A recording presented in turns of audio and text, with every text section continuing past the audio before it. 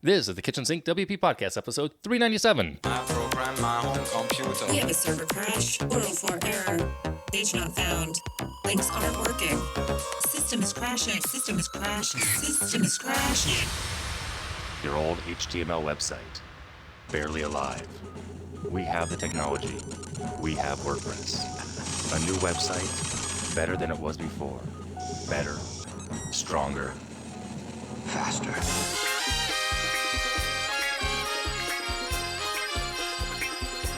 We have the technology.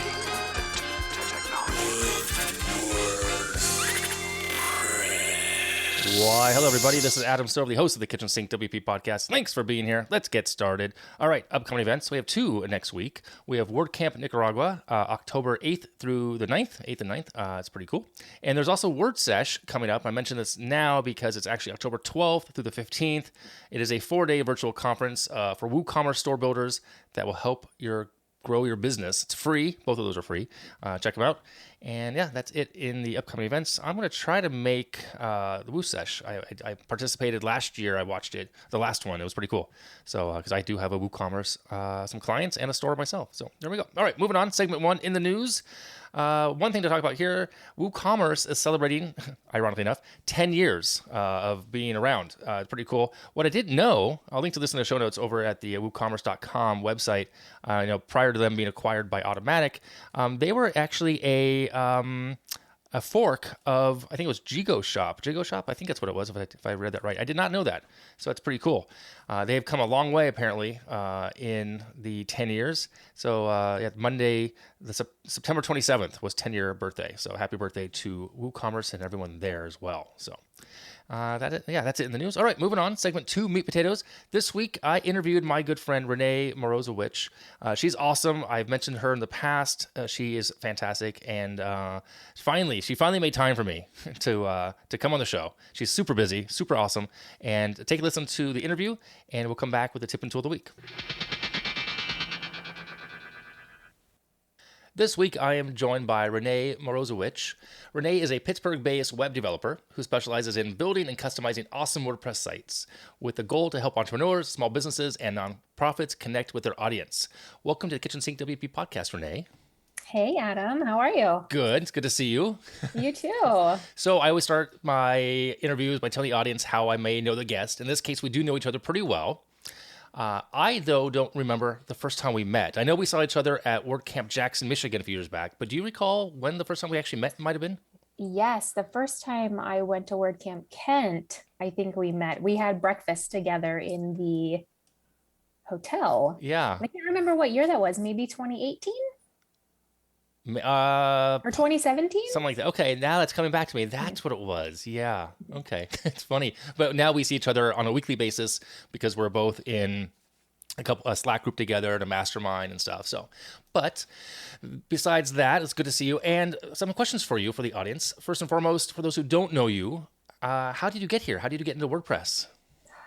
So my journey with, I guess, computing started a long time ago in college. WordPress didn't exist when I was in college, but I went to school for, a couple of things. But at one point I was a math major and I didn't want to do it anymore. So I looked through the catalog. It was back in the day when they actually had paper catalogs. Oh, yeah. And I went through and I was like, oh, computer science, that sounds cool. So I did that and finished, and I became a programmer for a while, but that's really boring.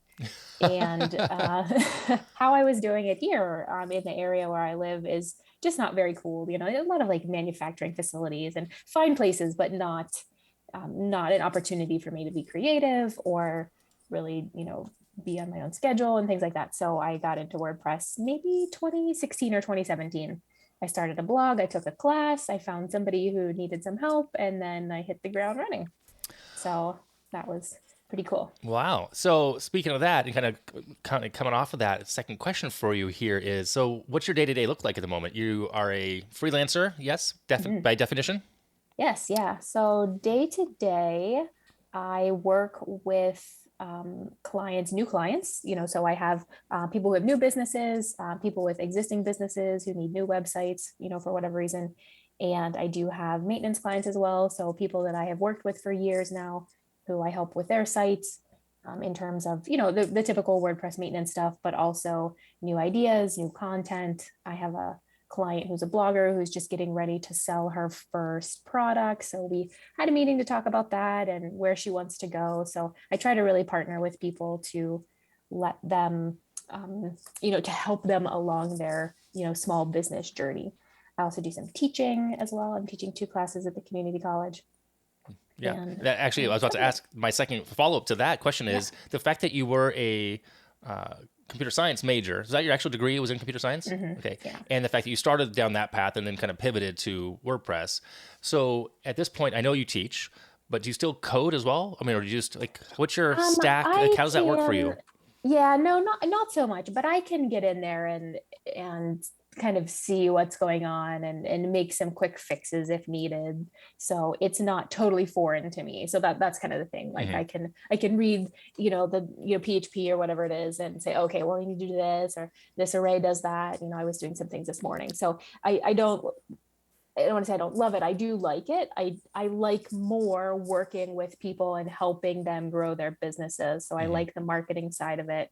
And but I do like the development because I'm an introvert. So I like to do, I like both. That's the thing. Like, I don't want to be doing all client meetings and I don't want to be doing all coding. I do like a nice mix of it. So that works better for me. When I was in college, I had a double major and my other major was religious studies.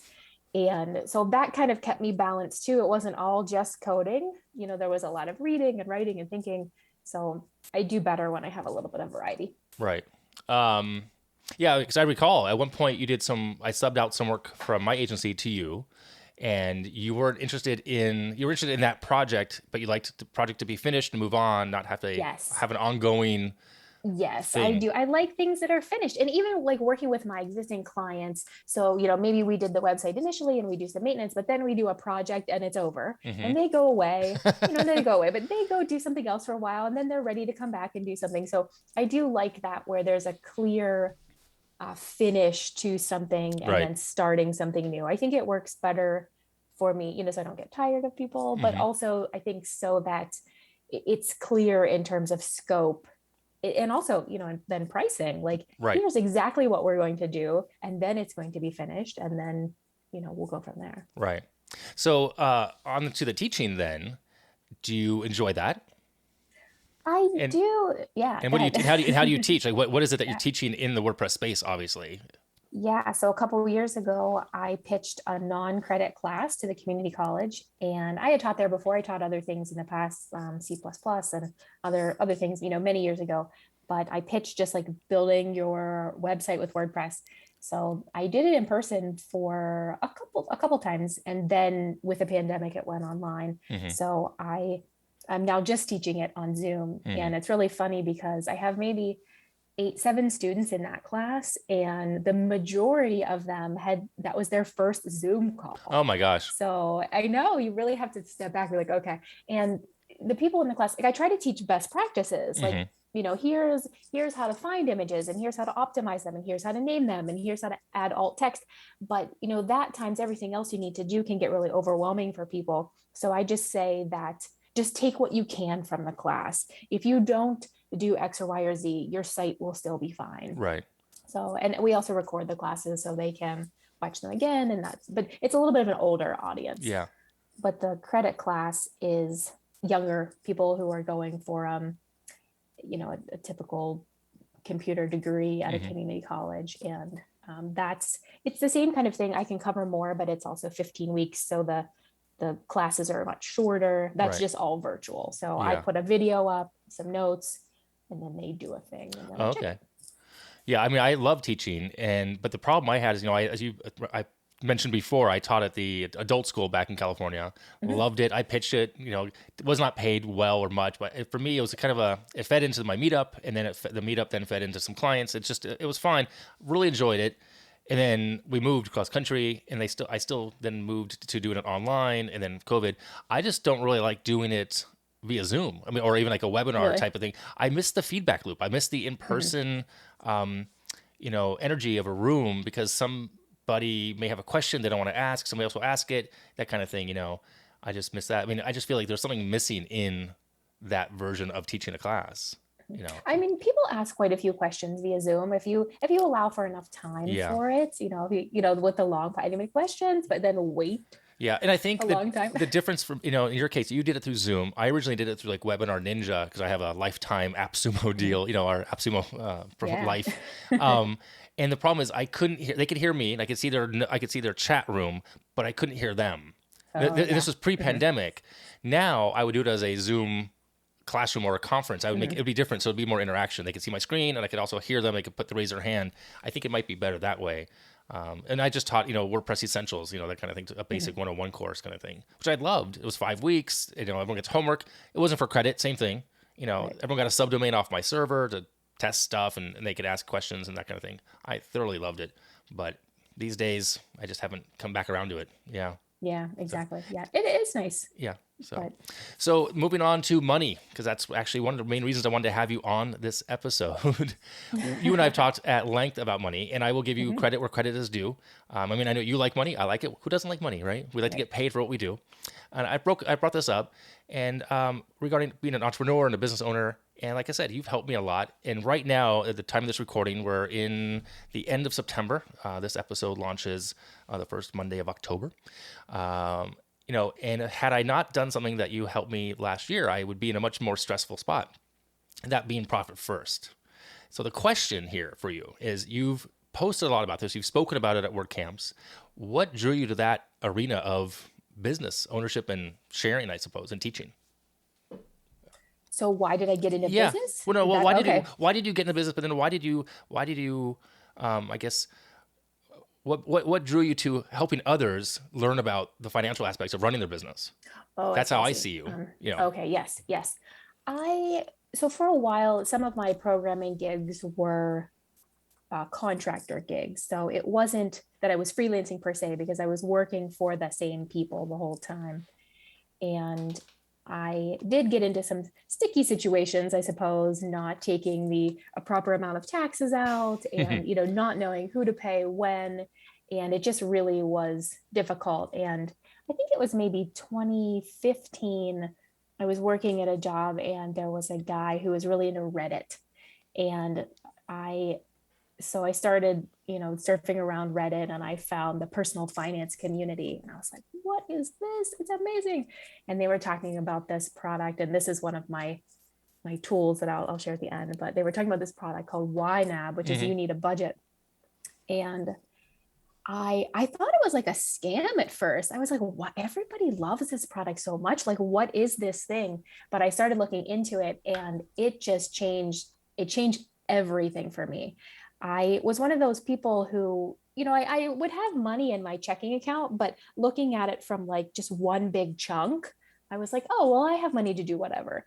But YNAB really takes that chunk and divides it into smaller chunks. So, instead of having, $5,000 in my checking account, really I only have $400 for groceries. So, and I have this much for Christmas and this much for, car insurance, and taking those things that come regularly, but you maybe didn't plan for. So it just really changed how I looked at things, and I started tracking my net worth, and I, paid off all my debts, and it was really amazing. So then when I started freelancing, it just made sense to kind of go into that. And I was, using those principles, but I can't remember where I heard of Profit First. I can't remember. And for those who don't know, Profit First is a book written by Mike Malashowicz or something. Yeah. And it's about, it's a basic concept. Of course, we always know you should have a budget across the board. But I used to be like you, until March of last year, I didn't really know my expenses. I did a video, actually, one of my first videos of my video project fail, but the one is up, but it's how I do Profit First. It's because you shared your breakdown of how you do it. So I went through and looked at all my expenses, and I have higher expenses because I have more people that do freelance work for me. My income, it's interesting. So I, 39% expenses, I do 25% away for taxes, 1% profit, and then owner pay. I never really paid myself. For those first 8-9 months when I started doing this, I would, on the 10th of every month, I would move money to these other accounts. And it just grew. And I was like, never had to take a draw. And the theory being, not the theory, I guess the practical reason is that way on the slow months, you still pay yourself the same every month.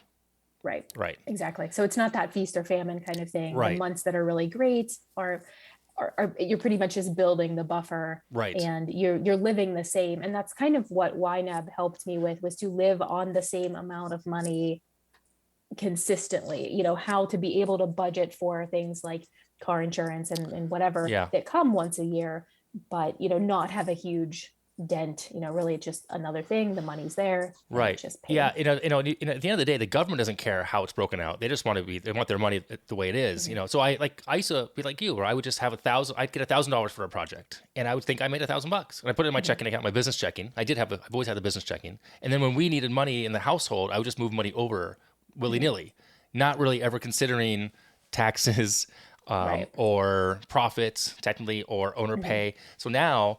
No, I mean, if I get $1,000 check, I keep 400 of it technically. Expenses, so now it's really, it's almost not automated 100%, but I'm on top of it. I mean, it was really nerve wracking. I remember after you and I went through the sheet that you showed me, I was so nervous. I went and did it, but then it's also really empowering, because for those who don't know, once you know your expenses versus your income, you realize if you have a business or a hobby, for one.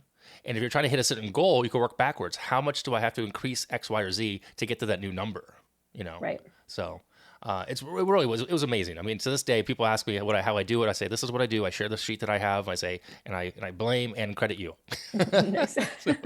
Perfect. So, and I'm sure there's a lot of ways to do it. We talk in the group sometimes. People open the different accounts. Like Profit First recommends that you open X number of accounts, and some people don't do it that way, and that's fine. And really, I think it's just however it works for you. But the concept being, any given invoice or a month's worth of invoices, this goes for expenses, this goes for taxes, this goes for owner pay, and then actually having some profit. And the book does encourage that you spend have that fun money, with it. Right? Yeah, not on more business stuff, right? Go take a vacation, a night out with your partner, whatever it may be. Yeah, I mean, I remember, and also, and technically, if you don't owe taxes, or you have more in your tax account than you owe, then you use that to pay down business debt. You can, or you could also then adjust your percentages going forward, so that you don't take 25% out for taxes. You can move that to either expenses or more owner pay. Yeah, right. I mean, and I have 4 accounts. I don't know how you do. I have the main account that my business checking is. That's my expense account. That's mine too. Yeah. I have owner pay, a tax account, and I have profit. So I just do 4. I think he recommends 5 technically. Right. But I don't need that. I want to take it out just to have it be zeroed every month, Yes. Yeah. I do the same thing with the checking account is the expense account. Yeah. So there's always a balance in there for the most part, anywhere from whatever it may be. But and I started treating everything that comes into the business, even sponsorships for this podcast, I treat the exact same way, even though it's quote easier money, or it's not probably taxed the same way because it's, but I treat it the exact same way. That way, it's consistent. Right. I will say, on slow months, in a sense, whether if I have expenses that are a bit higher, I may not take an owner pay, or I'll take a lower percentage. Just because, because I want to make sure the tax is really covered. I'm good. I can lower my percentage to make it work, so I can move monies and pay people, move money out. But I think in the past year and a half since I implemented it, I probably skipped a total of 2, maybe 3 months. I didn't do the transfers that month. I waited because monies were coming in for projects that hadn't finished yet, kind of thing. Right. So it's like, I'm not gonna go negative. That's not crazy. Yeah, exactly. Let's not be crazy. So, all right. I got a couple more questions for you. One more main question, then the tools question. Since we have time, mindset related. You and I spoke a few months ago about this. See if you remember. You thought it might be a separate episode, but I saved it for you. Mindset on why we sometimes are scared to launch things of our own, or to build something, like the side hustles, our own things. And why do we wait forever? What's your thought on that? As far as like, do we launch on a Monday, Tuesday, Friday? Does it matter when we launch? Why are we waiting to launch? Why not just launch and iterate? Do you remember that conversation? Yes, I do. Yeah, I do. I've run into this with some people and some clients, and I think maybe you explained it best, is that, once that's the launch isn't the finish, the launch is actually the start. So it's actually now you're putting yourself out there. And now that you're out there, you have to, again, start promoting it. And maybe it's difficult to see it. I don't want to say fail, because I think the expectations are all wrong on it. I have a friend who launched a course, and I think people still fall into that mindset of like, if you build it, they will come. But I think that if you do launch something, it's launched, you can continue to promote it, like whether, I guess it depends on how much time and investment you put in it, but whether people buy it right now or later, it's okay. I think that if people need to hear that it's available more than once. So just saying like, hey, I launched my thing and then running away and not doing it again. Like, okay, well, you have to warm people up. And, that's why we have all the nurture sequences and things like that. So I think that, you said it best, that it's the start. It's not. Yeah. It's scary. I mean, actually, as of this recording, I'm about to buy a domain. I think first time in 400. Yes, yeah. I haven't bought a domain in 400 days. Nice. I've renewed things that need to be renewed, but I have not bought a new domain in 400 days as of this recording, and I think it's going to happen. And then obviously now that this is going to be on the podcast, people are going to say, "What is it?" And once it's launched, will be ideally next week.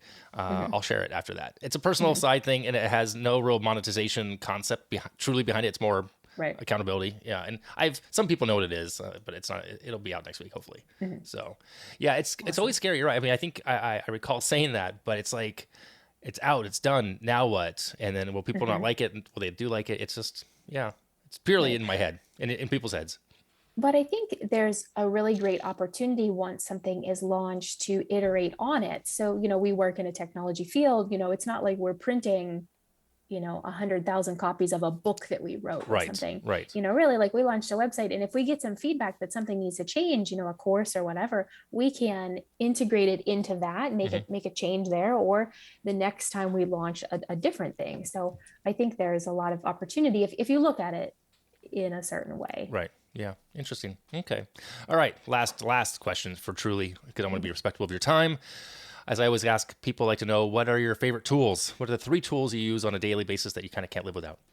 Yes, for sure. So I don't use it on a daily basis, but on a weekly basis, I do use YNAB. I balance my stuff every week. I make sure all my transactions are entered and get everything situated, both my business and my personal. I do it on Fridays. And that's a SaaS service, right? It is a SaaS service. It used to be just you bought the download, but now it's SaaS. And I'm more than happy to pay the $80 a year or whatever it is. Okay. And you can have multiple budgets. So that is one thing that I started when my son turned, 10 or 11, 12, I can't remember. I actually signed him up for his own free trial, and they told me you could just create a new budget in your account. Oh. So I did that. So I don't have to pay for extra budgets. I do have a budget for him, and he has the app on his phone. And now that he has a checking account, at 13 and a savings account, he can keep those balanced, right? And we do spot checks, just like you do spot checks and other things.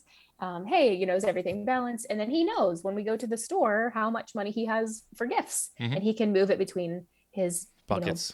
Buckets, exactly, if needed. Yeah. So that is one. The other 2 are Loom. I use Loom every day. I use Loom for everything. I send videos.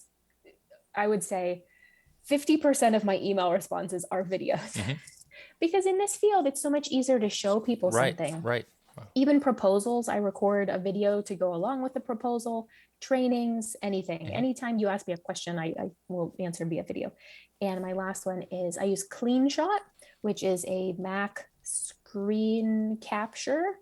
And I love it. It's so good. I can, mock up all the screenshots, and I can save them to the cloud, or I can download them. I can do scrolling captures. I can do videos in that. So it's super great. Very cool. I'll link to all those in the show notes as well. Well, cool. Always good catching up with you and speaking to you. I really do enjoy our talks. So, and where can people follow you if they want to see you online? Yes. So my name's a little bit hard to spell, but if you go to Rene, RENEMZW.com, you can find my Twitter and my LinkedIn and my Instagram, which are just my name, Rene Morozowich, but I don't know how to spell that for you now. So that's my short domain. Right on. And just for those who don't know, you do post a lot. I mean, at one point it was kind of funny. I said, you're so prolific, like on LinkedIn, you write these articles, you do some in-depth, research and writing. And I was like, it's impressive. And then you said to me, well, you podcast every week. I'm like, oh yeah, I guess I do. Exactly. I just didn't see it that way. I've taken a break a little bit from it as well. I'm trying to figure out, where my business is going next, because I do have articles about just general WordPress things and general marketing and whatever, but, I'm trying to find a more targeted audience, and then how can I speak to them? So, but I write articles for my clients primarily. And yeah, I like to share those on Yeah. Twitter and LinkedIn. And Yeah, I read them. I'm on your newsletter. I get your thanks. newsletter. yay, thanks. Awesome. Yeah. Well, thank you so much for coming on. Really do appreciate it. Thank you for having me on finally. Oh, there it is. There it is. 25 minutes in. It's okay. It's all in love. So Exactly. all right. Well, thanks again, and we'll see you soon. Okay, thanks, Adam. Okay. Bye-bye. All right. And again, thank you so much, Rene. I'm huge fan of what she does. She's awesome. Great developer, great person, just a good person overall, just really cool. And like I said, without her, I'd be stressed about finances. So again, thanks. All right, moving on. Segment 3, tip and tool of the week. This week is a plugin. Pretty sure I've never mentioned this one. It's called Admin Page Spider. This is pretty cool. I installed it actually in KitchensinkWP recently. It lets you get a menu of your website's pages in the admin bar. You can then jump to any page from that location without having to go back and forth between the dashboard and back to dashboard home, if you will, and then back to a new page or a post. It's really neat, super simple. It's an easy install. Obviously, it's free. There's a free level. There's a pro level. The pro level lets you connect to custom post types, premium themes, etc. Very affordable, by the way. One site, $4. So, and then plus 40% off renewal. 10 sites, it's for 1 year, $15. Unlimited sites, $25. And all of those have 40% renewal, 40% off for renewals. I have no connection to them. Saw this somewhere. I'm not sure where I saw it, but it's pretty neat. It's in the repo. Check it out. Link in the show notes. Literally $4 for the pro version. That's for one site. Totally cool. Anyway, that's that. Yeah. So it's called Admin Page Spider. Pretty neat. So check that out. All right. I'm going to wrap it up here. If you have any questions, go ahead, send it in via email, adam@kitchensinkwp.com, or use the speak pipe function of the website. If you want to support the show, you could become a Patreon, kitchensinkwp.com/Patreon. I would appreciate that. Keep the lights on here. You could sponsor the show too. And if you're looking for coaching, accountability, business advice, etc., that offering is over at adamsilver.com. Thanks for listening. See you next week. Now go out and do some awesome things with WordPress. All right. Bye-bye.